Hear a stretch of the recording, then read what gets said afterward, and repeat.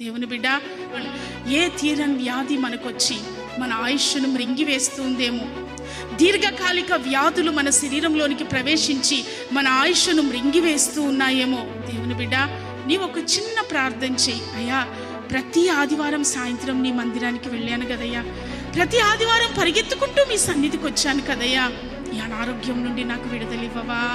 యేసయ్యా, మీరంటే నేను ఎంత ప్రేమ చూపించాను కదయ్యా, మిమ్మల్ని నేను అనుసరించాను కదయ్యా, మీ సన్నిధిలో ప్రార్థించాను కదయ్యా, మీ సన్నిధిలో మొరపెట్టాను కదయ్యా, వాక్యం చదువుకున్నాను కదయ్యా, నన్ను ఒక్కసారి జ్ఞాపకం చేసుకోవా యేసయ్యా, ఒక్కసారి జ్ఞాపకం చేసుకోరా యేసయ్యా, నా అప్పుల సమస్య నుండి విడుదలివ్వరా యేసయ్యా అని ప్రార్థిస్తే నిశ్చయంగా దేవుడు మన జీవితంలో హిజ్కియా గారిని ఎలా అద్భుతంగా నిలవబెట్టాడో మనల్ని కూడా దేవుడు అద్భుతంగా నిలవబెట్టును గాక. Praise the Lord, praise the lord.